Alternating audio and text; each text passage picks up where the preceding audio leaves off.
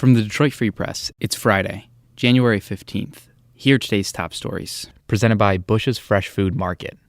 Calling all foodies, Bush's is hiring. Are you passionate about food, looking for growth, development, and excellent wages? Come grow with Bush's and apply online at bushes.com/join our team. That's Bush's, BUSCHS.com/join our team. For the Detroit Free Press, I'm ML Elric. Adam Fox's uncle struggles to comprehend how the sad boy he loved turned into the angry man fighting a kidnapping charge that could send him to prison for life. But this much Mike Fox is sure of. His nephew never would have snatched Governor Gretchen Whitmer because, despite all the plotting, training, surveilling, reconnaissance, and surreptitious communications on encrypted apps, none of the planning accounted for what would happen to Bruno the dog if it all went wrong. He never thought about that, Mike said, because I don't think he was going to go through with it. It may seem like a simple, even wishful theory for the man whose fond recollections of trips to Detroit Tigers and Michigan State Spartan games compete with memories of strident political debates. Reflecting on some of Adam's bombastic social media posts, Mike says he got overly passionate about a few things, obviously, but snatching the governor, putting her on trial, or abandoning her on a boat in Lake Michigan, I just can't reconcile that with the Adam Fox that I know. There's little agreement about the true nature of the 37-year-old vagabond who has bounced from home to home since childhood. He was briefly married, but at the time the FBI arrested him and a half dozen alleged co-conspirators on October 6th, Adam was living in the basement of a vacuum cleaner supply shop in Wyoming, just outside Grand Rapids. His few prized possessions included Bruno the dog, who, along with Buster the cat, 3 TVs, a bed, a weed whacker, a cooler, some dishes, a 2007 Chevy Impala, and $1,000 cash were the only things he was awarded in his 2015 divorce settlement. Federal prosecutors called Fox and his cohorts amateurs.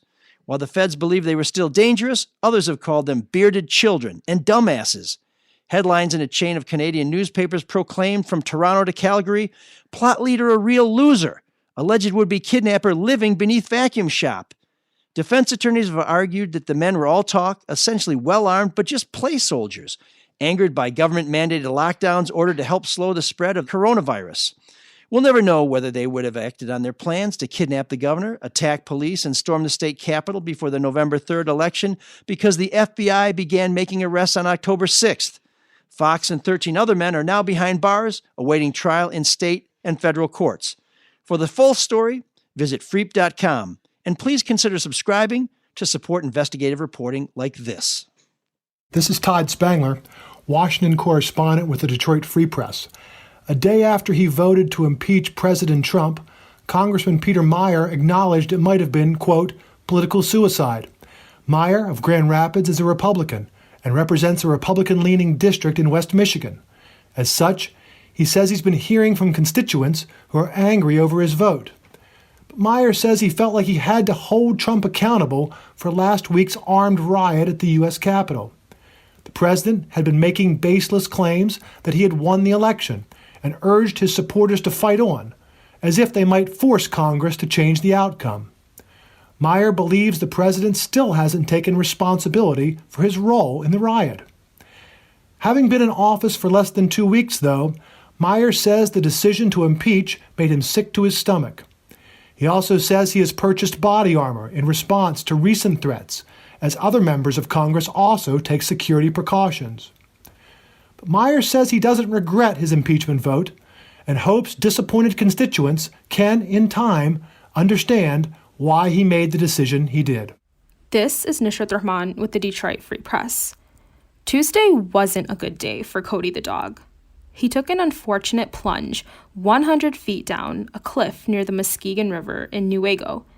Good news is that a Michigan Department of Natural Resources conservation officer went searching for him after being notified Wednesday. The officer found Cody cold and wet, but he was warmed right back up and reunited with his family.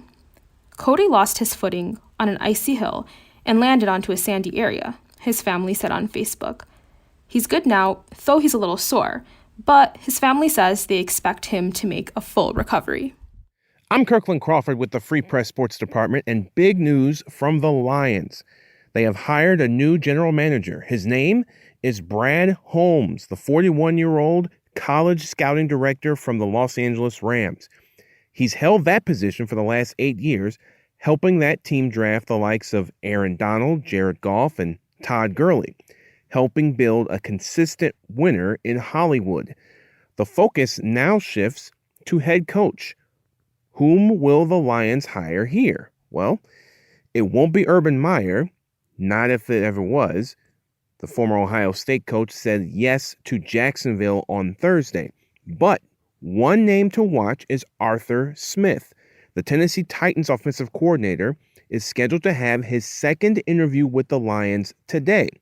He is the first person to get a second sit-down with the team.